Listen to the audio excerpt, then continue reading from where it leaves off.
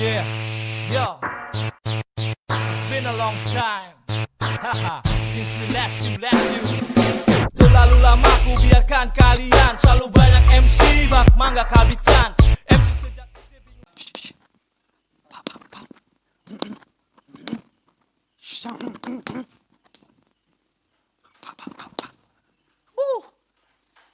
We back homie, live podcast Crash 5 bersama saya Mario Zwinko, represent Helsinki Wake City, you already know. Dan seperti biasa bakal ada Papi juga, Papi Gary aka Sakala, aka Ghetto Papi, aka Who This, your favorite MCs. We back podcast man, let's go. Saya perkenalkan abang-abangan di balik layar podcast. Ya. Yo, what up?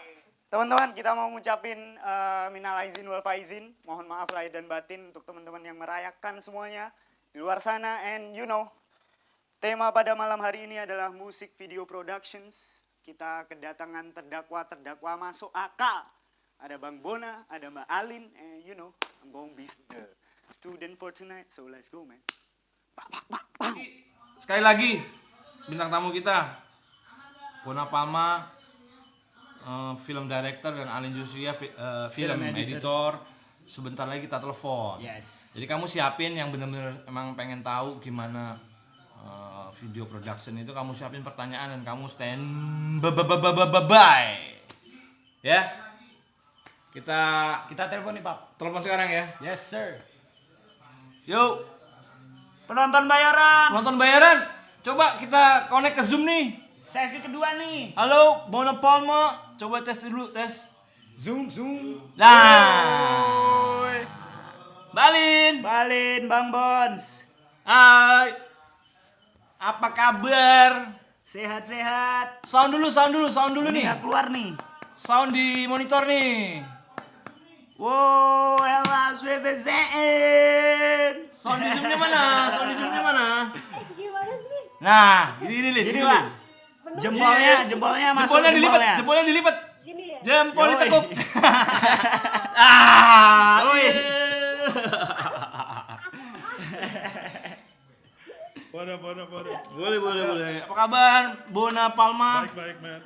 Apa kabar? Bons, Balin.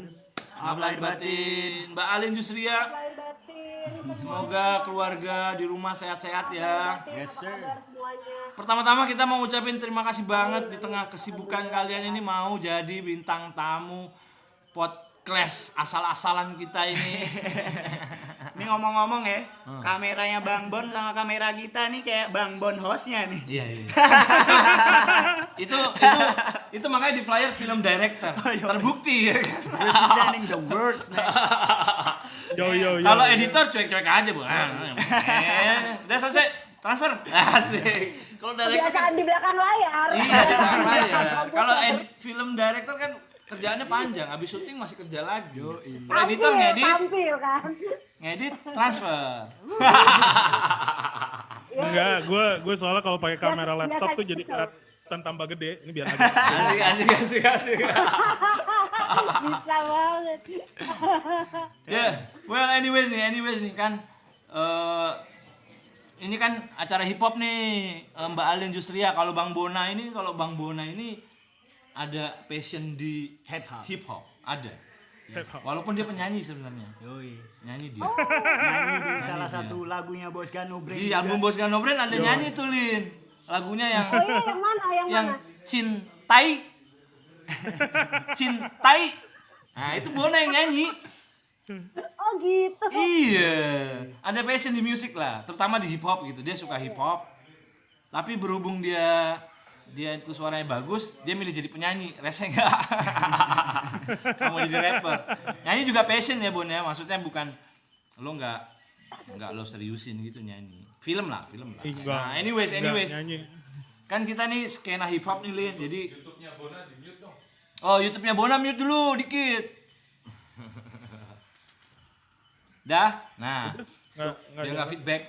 Nah, habis itu kita nih mau ibaratnya mau ngasih tahu anak-anak skena, terutama sebenarnya banyak rapper keren gitu, Bon. Mbak Alin di yang udah berani bikin video musik sendiri, yang publish sendiri, punya channel sendiri.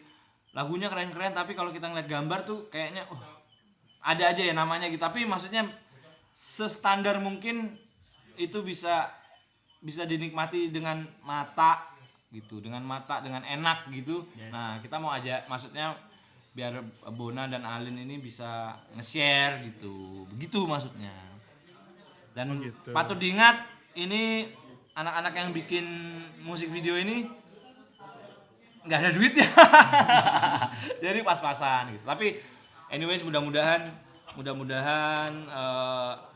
Kita bisa sharing Iya, ilmu bisa sharing pada ya. malam ini. Iya. Pada malam hari ini. coba Mario, ada yang mau ditanyain dulu nggak Ada nih? dong. Gimana Saya nih? mau nanya sama Bang Bons dulu. Bang Bons, Yo. aku Yeah, ada what's up? pertanyaan nih. Kerangka berpikir seorang director itu untuk mewujudkan sebuah ide atau konsep Apa tuh? Yo, ini kan kesini juga dropping knowledge. Ah, iya. Udah. Bagus pertanyaan nih. Sampai mana ini Pertanyaan- lari aku? Bagus. Ya saya nggak ada. Pertanyaannya angel-men nih. Bobot ya. Tadi dalam mewujudkan sebuah ide atau konsep dalam penggarapan Kalau- sebuah video Nggak, klip gitu. kalau- Kerangka berpikir. Kalau Kerangka berpikirnya Kerangka gitu. berpikir, ya. Sebetulnya idea is everything ya. Idea is king kalau menurut gue, terutama di bidang kreatif. Apalagi gue, maksudnya gue bergerak sebagai seorang sutradara gitu ya. Ya. Kalau di music video tuh, menurut gue konsep itu harus jadi apa sih istilahnya fondasi utama konsep kalau menurut gue. Yes. Dan kerangka berpikirnya tuh seperti apa? Misalnya kalau kayak gue lagi membuat satu music video, gue selalu berangkat dari lagunya itu sendiri gitu kan. Karena menurut gue setiap orang pasti punya interpretasi masing-masing. Tapi yang paling penting adalah esensi dari lagunya tuh apa. Nah itu biasanya hal pertama yang gue lakukan adalah gue akan ngobrol dengan musisinya. Jadi gue akan duduk bareng dan itu gak hanya ngomongin lagunya itu sendiri. Tapi gue pengen tahu, gue akan tarik mundur tuh jauh, gue pengen tahu inspirasi lagunya ini apa sih. Terus kenapa lirik lo begini, yang lo coba omongin tuh sebetulnya apa sih. Terus kalau dari arrangementnya itu sendiri, kenapa lo misalnya ada detail-detail yang kayak, kenapa di sini lo memutuskan untuk naik, lo ngasih hook di sini, lo ngasih chorus di sini. Itu semua gue gali, karena gue ngeliat itu sebagai satu stimulus yang dimananya nanti gue bisa merespon. Nah, kalau gue melihat dari satu music video, kayak misalnya gue ngomongin beberapa music video yang pernah gue buat, itu nggak selalu representasi literal dari lagunya. Cuman gue akan menarik satu garis yang lebih dalam lagi. Gue akan lihat, oh esensi dari ceritanya tuh ini. Itulah yang akan jadi pegangan gue. Dan dari situ gue akan ngobrol tuh sama mereka. Kayak kalau gue boleh narik ke music video gue gitu, misalnya kalau udah pernah ngelihat, ya moga-moga pernah ngelihat Stars and Rabbit yang Man Upon the Hill gitu, itu sebetulnya ceritanya itu nggak plek-ketiplek kayak yang apa di music videonya, tapi esensi yang dibicarakan ada di situ. Jadi kira-kira begitu sih kalau ngomongin konsep. Ngerti nggak kamu? Ngerti lah, Lagi ngomong. gila. Ini aku jadi keinget kata-kata Pak Habibie nih. The devils is on details man, and you did it. Tapi Habibie nggak suka musik hip Detail. hop loh. Loh, Pap ini kan jangan gitu, Papi. Respect yo, Pap. Iya Habibie pernah loh. Ngomong hip hop itu musik nggak bermutu. Serius? Iya, orang hip hop itu nggak cocok buat rakyat Indonesia. Iya maksudnya Pak Habibie nggak suka hip hop, udah gitu aja. Tapi ngene tetap. Ngene. Lanjut nih, pertanyaan Lanjut, kedua lanjut. nih Bang Bons. Yo. Ini kan biasanya kita ini anak-anak hip hop nih budgetnya yos ala kadarnya toh. Iya. Gimana tuh menyiasatinya tuh? Biasanya Mensiasati budget budget gitu. untuk Yang mewujudkan ala kadarnya konsep mewujudkan- director. Yes. Oke. Ini satu background story aja ya biar teman-teman tahu pada realitanya gue nggak tahu mungkin nanti Mbak Alin juga bisa nimpalin di sini. Pada realitanya gue maksudnya sebagai seorang sutradara pada saat kita membuat music video itu memang hampir bisa dibilang itu nilai nominalnya sangat kecil gitu. Maksudnya kalau lu berharap ini kita nggak bisa samain kayak tahun 90-an atau mungkin sampai di akhir 2000-an di mana music video tuh masih punya budget yang lumayan gitu kan. Kita kan bisa lihat tuh di zaman itu tiba-tiba, wih ini lumayan ya kayak maksudnya in terms of production value-nya apa segala macem. Cuman pada realitanya sekarang tidak seperti itu. Jadi pada saat kan kita ngomongin soal budget nih. Jadi pada saat kita ngerjain sebuah music video sekarang, dari gue pribadi gitu ya, ini sebetulnya lebih passion project. Jadi emang budget itu nggak. Jadi yang terjadi tuh gue biasanya akan ngumpulin orang-orang yang like-minded kayak gue gitu. Gue akan jualan konsepnya dan kita akan lebih ke arah kerjasama.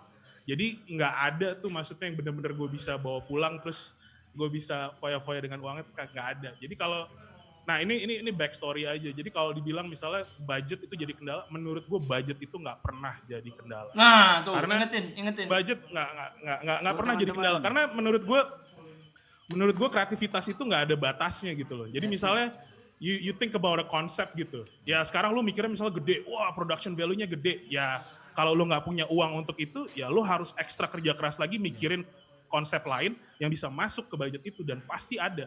Karena ini kayak lu ngomongin siapa ya, misalnya music video director, Gondry gitu. Michel Gondry pernah buat satu music videonya Daft Punk yang yang dia jalan muter-muter, itu kagak ada duitnya men. Tapi somehow itu music video menang di mana-mana. Iya. Jadi kebayangkan maksudnya point of view gue. Ya, jadi ingat bahwa budget itu budget itu enggak ngaruh. Yes. Man. Yang Nggak, penting dibilang nggak idea. ngaruh, dibilang nggak ngaruh itu Ngaruh sebetulnya banget ngaruh sih. sebenarnya. Nggak maksudnya kalau nggak Ngaruh punya banget. duit Tapi enggak bukan mesti jadi suatu alasan itu. untuk Oh iya, ya. enggak. Karena menurut gue ya lu berarti harus extra crafting lagi. Yes, Idenya yes. ya jangan mikir yang ekstra atau talent lu ada 2.000 orang. Ya lu gimana caranya?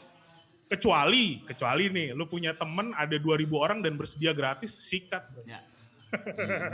Itu yang terjadi di Street Cruising tuh. Video Yoi. klip Nah, kemarin. itu gue suka banget tuh. Itu teman-teman semua tuh Bang Bons. Jadi 2.000 orang? Enggak 2.000 orang sih, tapi lumayan juga tuh Pak kalau ngumpulin orang sebanyak itu gitu. Yang naik motor kamu Yoi, nganter itu ya. lagi itu tuh. Emang bugal-bugalan kamu. Nomis. Anak Erek King. Sebelum lanjut ke Mbak Alin nih, dari aku untuk Bang Bons nih. Setelah kelar syuting Bang Bons, biasanya tuh Bang Bons sebagai director nemenin editornya ngedit nggak? Atau dibebasin editornya? Waktu ngedit? Sebetulnya itu akan beda, depends on the concept ya. Kalau gua adalah orang yang lumayan seneng editor. Gue pengen lihat, gue tidak mau membatasi editor gue pengen lihat point of view yang beda. Jadi gue nggak tahu nih, gue mau share screen sekarang apa nanti aja kali ya gue jawab yang ini dulu kali. Boleh. Nanti mungkin kita bisa balik ke sini lagi. Jadi in terms of konsep gitu, gue tuh orang yang lumayan berusaha menggali konsep itu di awal dengan building blocks yang lumayan detail gitu. Jadi gue kebayang, warnanya begini, alur ceritanya begini, settingnya begini segala macem. Jadi pada saat syuting, at least gue udah punya guideline, gue udah tahu, ini gue ceritanya begini nih, abis itu begini. Tapi menurut gue editor itu punya mata yang berbeda gitu. Kadang ada beberapa hal-hal yang gue lihat works kayak begini, mereka ngeliatnya beda, dan itu sebetulnya menurut gue adalah proses dialektika yang menurut gue harus ada. Jadi kadang tuh, anjrit diginin keren juga ya setelah gue ngeliat editnya dia. Jadi kalau ditanya gue nemenin apa enggak, gue lebih akan ngebrief dulu, nanti baru di perjalanan tuh kita lihat misalnya first rough cut. Jadi ada WIP, work in progress gitu ya. Nah dari situ gue baru, di sini, it's nice ya lu buat kayak gini. Tapi yang di sini mungkin kurang works kita. Jadi prosesnya tuh mengalir sih. Dan gue bilang ya itu tadi, maksud gue lo harus punya ngasih leverage dan kebebasan yang lumayan untuk si editor itu juga supaya dia bisa berkreasi, tapi yang penting guideline secara full general story-nya tuh udah ada gitu sih. Wow. Nah, yang ngomong edit tuh berarti. Nah ini kan kita. Nah kalau Mbak Alin, kalau Yes. kalau film sih udah segudang ya editing film ya. Nah kalau kita kan ngomong musik video gitu. Kalau musik video biasanya Alin tuh ngedit apa ditemenin sama di brief sama director, apa yang seperti Bona ngomong tadi apa enggak gitu? Sebenarnya sih jujur gue jarang ya ngedit video klip gitu. Lebih ke tapi pastinya sih proses kerjanya hampir sama. Mau film, mau iklan, mau video klip tuh proses kerjanya hampir sama buat editor. Nah, ada sutradara yang emang seneng nemenin orang edit gitu. Nemenin orang edit itu juga ada gitu. Ada juga Seneng ngajak jalan orang edit. Editor. Itu lu kayaknya. Itu lu ya. Ada juga sutradara yang emang suka bener-bener ngontrol banget gitu, yang kayak editor tuh akhirnya nggak dikasih keleluasaan, itu juga ada gitu. Tapi ada juga yang editor yang seperti Mas Bona, cukup kita ngobrol di awal, brief maunya apa, ini mau cerita tentang apa, premisnya gimana, terus memberi waktu dan keleluasaan untuk editornya untuk mengeluarkan kreativitasnya dulu, baru setelah itu duduk bareng dan kita kerja bareng gitu. Nah, aku biasanya ya ketemu sama yang Mas Bona gitu. Walaupun ada juga yang suka nongkrongin ngedit, walaupun kita ngedit dia ngapain terserah, tapi dia seneng aja gitu di ruang editing. Nongkrong minum-minum. Gitu. Nah, biasanya sih sebelum terlalu dalam Alin, ini kan buat anak-anak skena nih. Yang banyak yang belajar, pasti banyak yang baru belajar ngedit, nonton nih. Nah, sebenarnya dalam editing itu ada ini enggak sih, ada maksudnya kan kalau sekolah kan ada pelajarannya tuh. Kan kamu kan sarjana editing tuh. Itu sebenarnya ada rules awal enggak? Maksudnya ngedit tuh bukan rule awal, istilahnya apa ya? Ada pakem yang nggak boleh dilewatin dulu gitu. Mesti ini tuh gimana sih? Apa ngumpulin stok milihin shot dulu atau gimana gitu, coba. Kerangka lagi. Karena aku juga suka ngedit dan semua video klip Bos Gadon kebanyakan aku yang edit. Tapi aku ya karena kan liar gitu, nggak sekolah ngedit. Ini. Nah, sekarang aku mau belajar gimana sih? Ada pakemnya nggak sih ngedit tuh gimana, Lin? Ya, mungkin aku bikin gampangnya aja kali ya. Ketika kita mau ngedit tuh ada 2 persiapan gitu. Persiapan secara kreatif sama persiapan secara manajerial. Yang kamu omongin tadi sebenarnya masalah manajerial gitu. Ketika kita dapat materi, ini untuk memudahkan ya. Ketika kita dapat materi syuting kayak kemarin gua ngeditin lo gitu, Gen. Yeah. Kan dapet tuh cuma gelondongan aja udah tuh materi semuanya tuh mau lo syuting hari pertama, kedua, ketiga mau scene-nya di gudang, di jalanan, udah jadi satu folder aja. Nah, itu pastinya akan membuat kita kesulitan nanti ketika kita ngedit. Akhirnya yang aku lakuin adalah bikin manajemen file dulu, gitu. Bikin manajemen file dulu di software editing aku, gitu. Jadi aku pecah tiap-tiap adegan, aku jadiin, aku bagi per folder gudang. Folder adegan lo apaan sih, Bo? Kemarin jalanan. Gue lupa nih. Jalanan, terus penculikan gitu kan. Nyanyi gitu, Gary nyanyi. Gary itu aku bikin folder, aku pisah-pisahin. Nggak ada patokan baku gimana harus pisahinnya. Intinya adalah gimana caranya pekerjaan itu, manajemen ini memudahkan ketika nanti lo bekerja. Ketika nanti waktu lo butuh shot yang mana, lo pengen cari shot yang mana, lo tahu tempatnya di mana. Jadi nggak perlu semuanya lo bukain satu-satu, buang waktu. Gitu. Untuk kerja kita supaya lebih efektif sih, gitu. Terus biasain abis itu nggak usah buru-buru pengen ngedit. Jadi santai aja. Biasanya yang aku lakuin ketika video klip adalah ngesingin dulu nih, ngesingin. Semua yang berhubungan dengan lip sync itu aku pisahin di track tuh. Kan track tuh kan macam-macam tuh, kalau kamu suka ngedit berarti kamu track video itu kan bisa banyak gitu. Jadi semua shot yang ada kebutuhan lip sync-nya itu aku singin dulu sama lagunya gitu. Track 1 itu shot pertama, track 2 shot kedua. Nah, habis itu udah tinggal nyacah, butuh shot yang di mana itu tinggal di enable sama yang butuh yang mana itu yang dinyalain, kayak gitu sih gitu. Habis itu bikin draft kasarnya, karena ini musik pastinya kita akan memulai editing menyesuaikan dengan beat gitu kan. Ini yang gampangnya, ini basic banget. Ketika lo ngedit video musik udah pasti lo harus ngikutin beat musiknya gitu. Cuttingnya, secara cuttingnya gitu ya?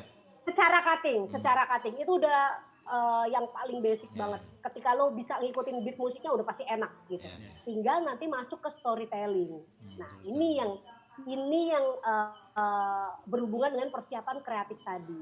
Biasanya di awal aku akan nanya ke sutradara, konsep lo apa mas, gitu kan? Konsep lo apa, nih mau bikin gimana? Terus selain ngobrol sama sutradara juga aku akan mendengarkan lagunya dan dengerin liriknya. Gitu.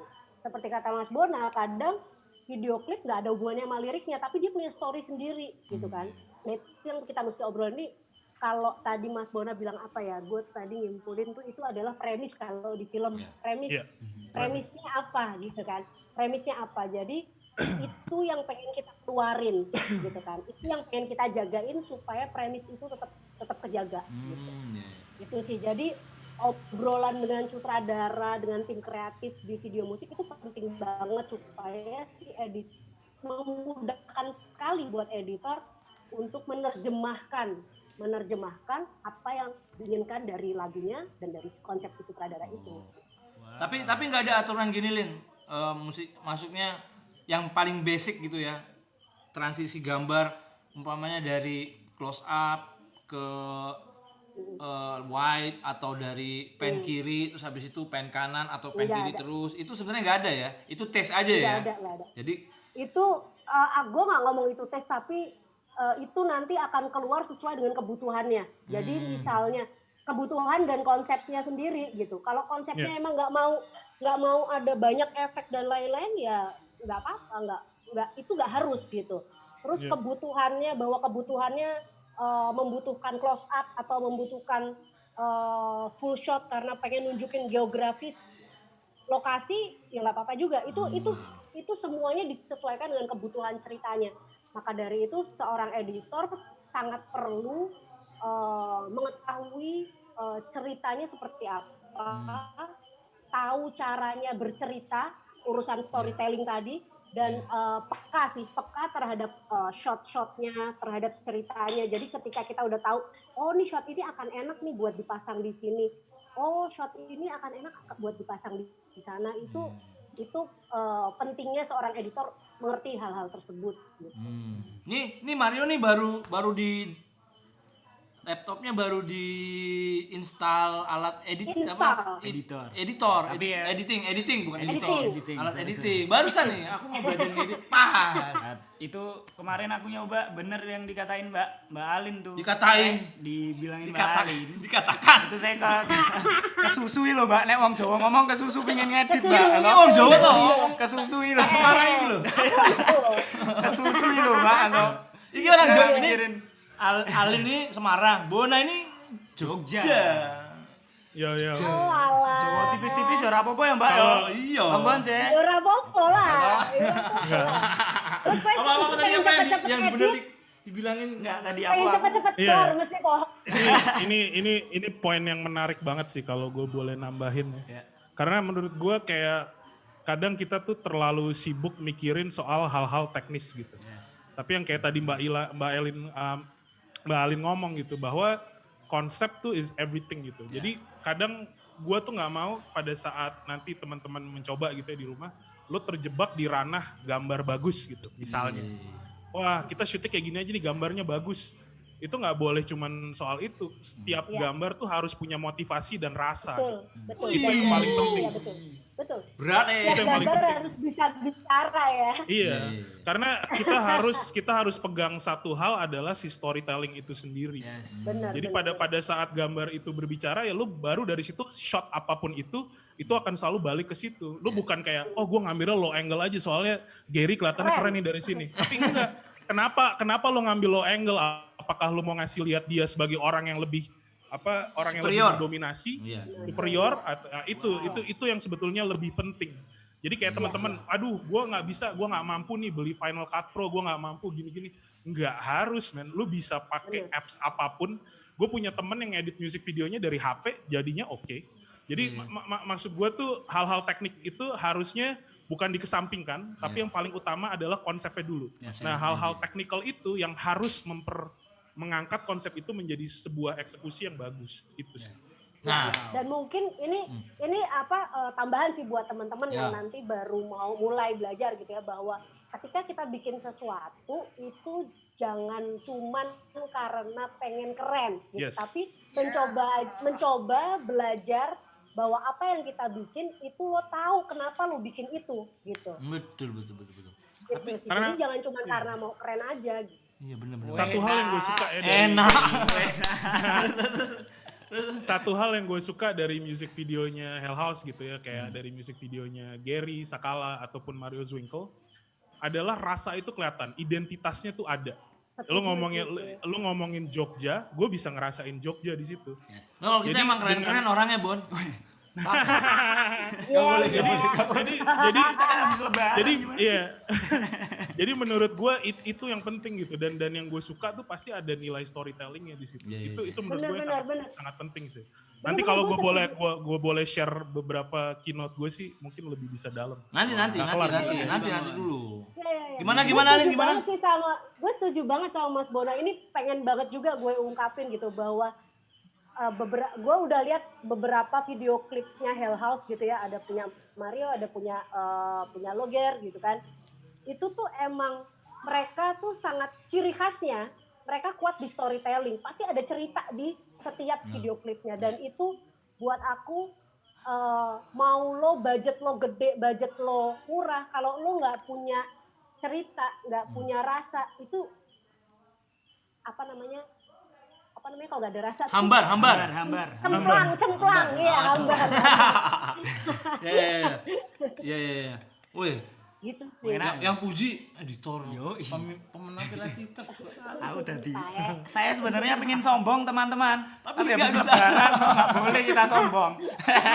Enggak. Nah, berhubung pas banget nih ada director, ada editor. Nah, kebetulan Bos Gano Brand yang mau world premiere.